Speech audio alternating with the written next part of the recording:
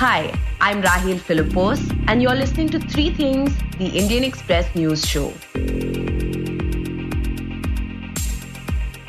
Last year, the BJP maintained its political dominance by winning 5 out of 7 states. Rahul Gandhi started the Bharat Jodo Yatra. The Congress elected its first non-Gandhi party president since 1998. The Aam Aadmi Party became a national party. As we start 2023, we speak to the Indian Express's Manoj CG about what lies ahead for Indian politics. So Manoj, what do you think will be the biggest issue of Indian politics in 2023? Politically, 2023 holds the potential to shape what 2024 will look like. In the sense, 2024, we all know, is a big election year. The Lok Sabha elections will happen in April, May. So this year, 2023, the events, the developments, both expected and unexpected, will have an impact politically to shape the narrative, to shape the discourse leading up to the big elections. So when I say expected, of course, is a string of assembly elections, starting with Tripura, the northeastern states in February, March, which are Tripura, Meghalaya and Nagaland, and then Karnataka in May, Madhya Pradesh, Rajasthan, Chhattisgarh, Mizoram and Telangana in November, December. So these are the states which will go to elections this year. And in many of these states, for instance, Madhya Pradesh, Rajasthan and Chhattisgarh, even in Karnataka to a large extent, it will be a direct fight between the Congress and the BJP. Telangana, of course, BJP is trying to enter in a big way. Congress is the main opposition now, and TRS is the ruling. The TRS, which is now rechristened as BRS, Bharatiya Rashtra Samiti. So these elections, all the major political parties will be in an election mode this year. Okay, so coming to the elections and the BJP, they won 5 states in 2022. During the campaigns, we saw how Prime Minister Narendra Modi's face and appeal hugely impacted the elections. Modi! Modi! Modi! Modi! So Manoj, will we see a return of this Modi wave during campaigns, or do you think the BJP will take a different approach, considering that this approach didn't work in Himachal Pradesh and that they lost the state? I don't expect any big change in the BJP strategy in that sense. We have seen since 2014, the BJP has fought national elections as well as state elections in the name of Modi, because he has been the most popular and the vote catcher for the BJP. So I don't see any change in that strategy. Of course, the BJP has lost state elections, and you mentioned about Himachal, and Himachal is not the first state they have lost. They have lost state elections in the past as well. But the strategy has always been to pitch Modi as the main campaigner, even in state elections. From an opposition point of view, they will have to refashion their strategy. They did that to an extent. The Congress did that to an extent in Himachal, where there was largely no mention of Prime Minister Modi or the union government's performance. It was an election which was fought strictly on local issues. But from a BJP point of view, of course, they will not hold back Mr. Modi. They know he is still the most popular face that the BJP has. So, of course, they will cash in on his image and he will campaign extensively. And these elections are very significant for the BJP because in 2018, they had lost all the three, the Chhattisgarh, Rajasthan and Madhya Pradesh, to the Congress. Madhya Pradesh later, because of defections and all, the BJP is in power now. But of course, the BJP would leave no stone unturned to, wrest back Rajasthan and Chhattisgarh and remain in power in Madhya Pradesh and Karnataka. In Tripura also, the BJP, we've seen, has changed the chief minister last year. So they're very serious about that. So the strategy of projecting the prime minister, even in Himachal, we have seen that when the prime minister repeatedly said, your vote is for me, you're voting not for the MLA candidate, you're voting directly for me. So that strategy will broadly remain. Right. So the BJP will probably use the same campaigning method. Now, can you tell us what will be possible challenges for the BJP in 2023? Yeah, the challenge would be in case of Madhya Pradesh and Karnataka, it will be an anti-incumbency. Especially in Karnataka, we have seen a lot of allegations leveled by the Congress regarding corruption, the campaign singling out the chief minister and his predecessor. So the corruption is a big issue that the Congress is raising in Karnataka. And, the biggest challenge is to counter that and retain power. In Madhya Pradesh, the chief minister, Mr. Shivraj Singh Chauhan, who is an old hand, he's a veteran. But again, the Congress came, it emerged as the single largest party last elections as well. So the challenge, of course, the Congress believes, they are on a strong wicket in both Madhya Pradesh and Karnataka. And even in Rajasthan, the Congress is not in very good shape. We have seen, the factional feud or the tug of war between Chief Minister Ashok Gehlot and Sachin Pilot playing out in the open through last year. But the BJP's house is also not very much in order. The internal rift, between Vasundhara Raje, the former chief minister on one side, and a clutch of leaders on the other side. We often hear how she is not on good terms with the top leadership. So that's a challenge that the BJP will face in Rajasthan about projecting a chief ministerial face, whether to project or not, or whether to project Ms. Raje or somebody else. So that will be one hurdle. In Chhattisgarh also, the BJP now largely doesn't have a face. It was ruled by BJP for long. Mr. Raman Singh was the chief minister, but he is not really active now. The BJP would like to have a new face, whether it would like to have a new face or whether it will continue to project Raman Singh. So that is another challenge. So the challenges vary from state to state. Overall, there can be a broad strategy of the Prime Minister campaigning or talking about issues of nationalism, talking about the achievements of the Modi government, a tinge of Hindutva, especially in Karnataka. We have seen how the hijab controversy played out last year. So all that ingredients will be there, but the BJP will have different challenges. Okay, right. Well, now coming to the Congress, we saw two significant things that happened in 2022. Mallikarjun Kharge became the first non-Gandhi president of the Congress since 1998, and Rahul Gandhi started the Bharat Jodo Yatra in September, which is still continuing. Today, coming here to the southernmost tip of our country and looking out here into the beautiful sea, it gives me great joy to be beginning this Bharat Jodo Yatra from this beautiful place. So first, can you tell us whether we will see any impact of the Bharat Jodo Yatra on the party this year? The Congress has from day one consciously tried to de-link the Yatra from electoral politics. Primarily because if the party continues its losing streak, the Yatra would be immediately dubbed as a failure. So they were very cautious about that. But since the Yatra began, they have lost by-elections, even when the Yatra was in Telangana. But the victory in Himachal has come as, a major morale booster for the party. The impact of the Yatra, we would be able to see this year.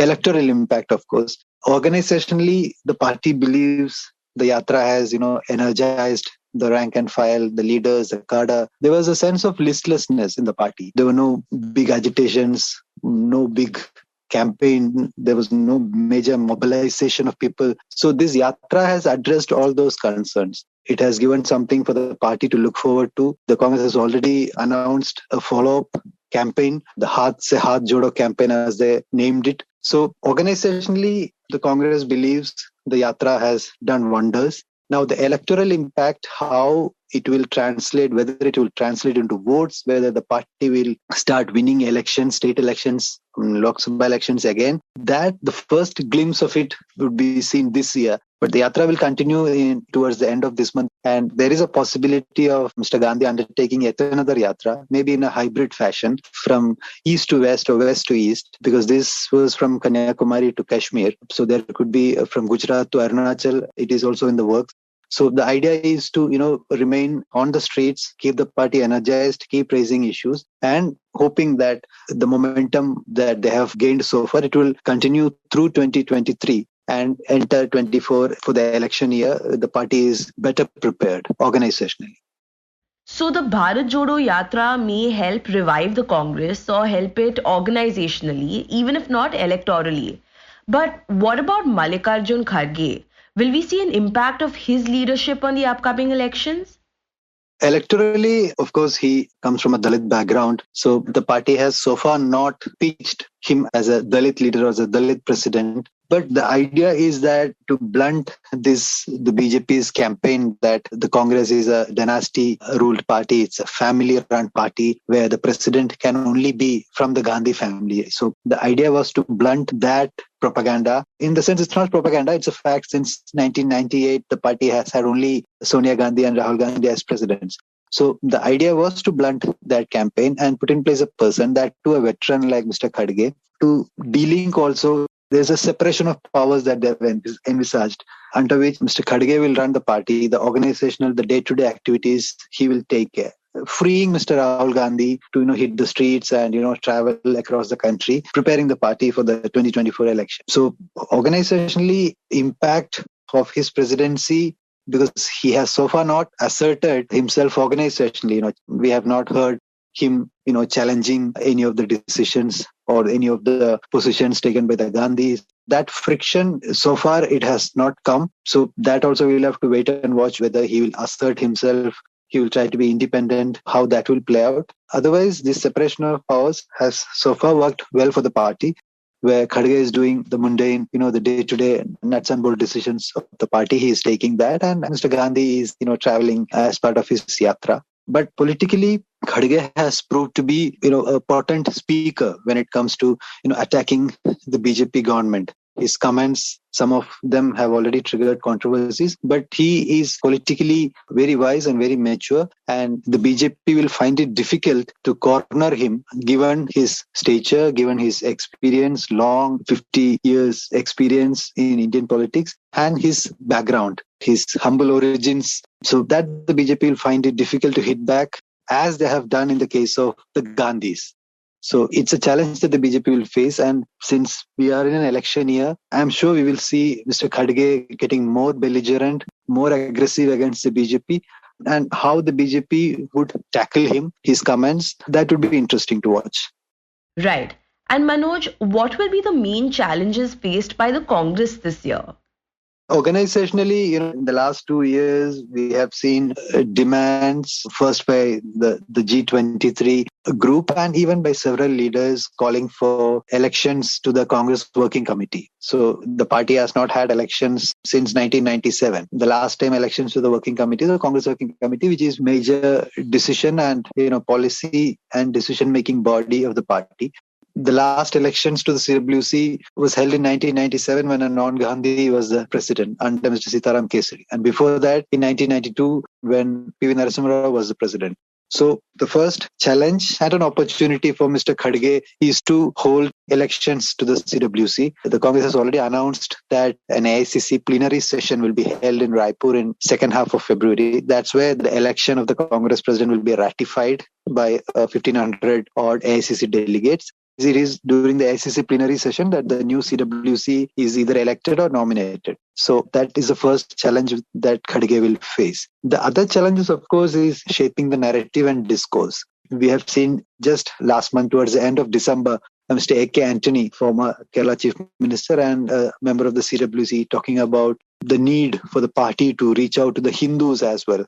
Now, this has been a dilemma for long. After the 2014 defeat, the Congress had set up a committee, again, interestingly headed by Mr. Antony, the famous Antony committee, which the report of which nobody has seen, not even the CWC, not discussed in the party. But it is believed that in that report itself, Mr. A.K. Antony had pointed out that, projection of the Congress as an anti-Hindu party by the BJP and a pro-Muslim party by the BJP, it has caused huge damage. The party will have to find a strategy to counter that. In most probably 2023, there will be a debate around the Uniform Civil Code. There will be debates around the population. There are already a couple of private member bills in Parliament suggesting that there should be a two-child policy. There should be incentivizing those who have only 2 children. So all that. So these are issues of divisive nature. And the Gyanvapi mosque legal battle will also play out in 2023. So that will be one of the major challenges of the BJP, that how, for the Congress, that how they will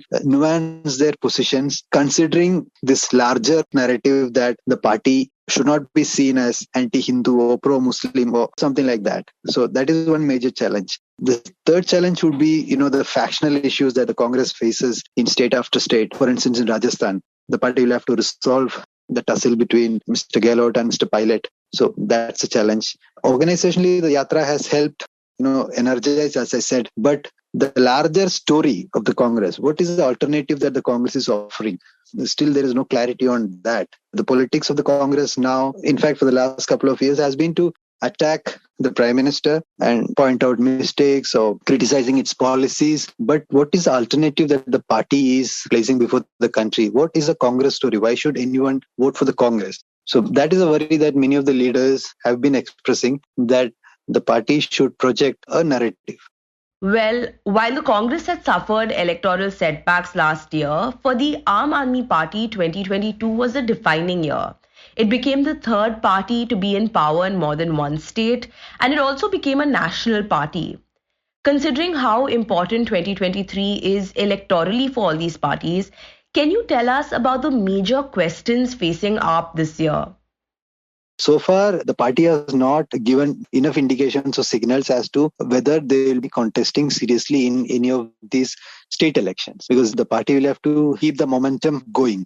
The first thing we'll have to watch out for is, out of these 9 states, will the AAP focus its energies and attention on any of the states, even 1 or 2, and how that will affect the chances of the other parties. 2023 will play a major role in shaping the party, its politics, as we head into 2024 for the Lok Sabha elections. Right. So, Manoj, do you think a pan-India anti-BJP electoral coalition is possible? Many parties have spoken out against the BJP's plan of a double-engine government, which means that the BJP will be in power in both the center and the states. साथियों, हमारी double engine की सरकार आपकी सेवा करने में जुटी है, आपका जीवन आसान बनाने में जुटी है. The opposition also expressed concerns over the BJP's consolidation of power. So, are there possibilities of a larger coalition or smaller ones in different states? When it comes to opposition unity, that sort of question which often comes up in Indian politics, the AAP is at loggerheads with the Congress, and most of the regional parties, maybe a Trinamool Congress or the TRS, they don't share a good equation with the Aam Aadmi Party. So in that sense, I don't expect an opposition alliance, an anti-BJP opposition alliance to take shape, because some of these parties are not very comfortable with the Congress leading that. But many of the parties like the DMK or the NCP or the RJD, they believe the Congress should have a major role in an anti-BJP alliance. So a national alliance taking shape may not be possible or may not be feasible, but I believe there will be state level alliances like the DMK leading an alliance in Tamil Nadu, the Congress and the NCP, possibly the Shiv Sena, the Uddhav Thackeray faction having an alliance in Maharashtra, the JDU, RJD Congress having an alliance in Bihar, JMM Congress in Jharkhand. So these state level alliances, I believe, will take shape, giving a national message that the opposition parties should rally together to ensure that the opposition votes are not divided. And Manoj, we spoke about the electoral part of politics. But can you tell us about the major issues that will dominate political discourse this year? Economy, the economic situation will remain at the heart of the debate throughout this year. Whether the economy will slump or it will recover and the GDP growth. Of course, the government, the BJP is aware that the debate around unemployment and price rise and the low growth will hurt it to some extent. So there will be attempts to address all these issues. And the opposition would be hoping to keep the debate around the management of the economy. So that is one which will resonate through 2023. The Chinese aggression, the transgression, the LAC, the opposition parties would like to keep the issue on the boil. The government and the BJP would like to play it down.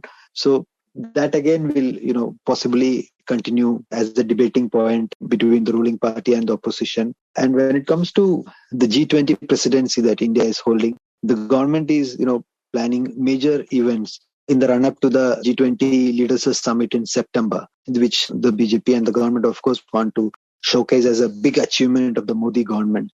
So most of the year, the G20 presidency and the events leading up to the G20 summit will be a talking point. We may also see sparring between the government and the opposition on many issues on that. And there are significant issues which the Supreme Court will be hearing: abrogation of Article 370 in Jammu and Kashmir, the challenge to the CAA, the hearing which is currently on the demonetization of the 2016 decision to demonetize high-value currency notes. So if some of these verdicts come out, then that will again trigger a political controversy. That will remain a debate. And in the run-up to the G20 summit, India would like to, the government would like to hold elections in Jammu and Kashmir to convey to the world that India has conducted a free, fair, and transparent elections in Jammu and Kashmir. So again, the timing of the elections we don't know, but possibly it may happen along with Karnataka or later during the summer months. So that will remain another hot button issue for the political parties. So it will remain part of the discourse. So these are some of the issues which I can immediately think of, which could be part of the political discourse this year. You were listening to Three Things by the Indian Express. Today's show was hosted by me, Rahel Philipose, and written and produced by Utsa Sarmin. It was edited and mixed by Suresh Pawar. If you like the show, then do subscribe to us wherever you get your podcasts. You can also recommend the show to someone who you think will like it. Share it with a friend or someone in your family. It's the best way for people to get to know about us. You can also tweet us at Express Podcasts and write to us at podcasts@indianexpress.com.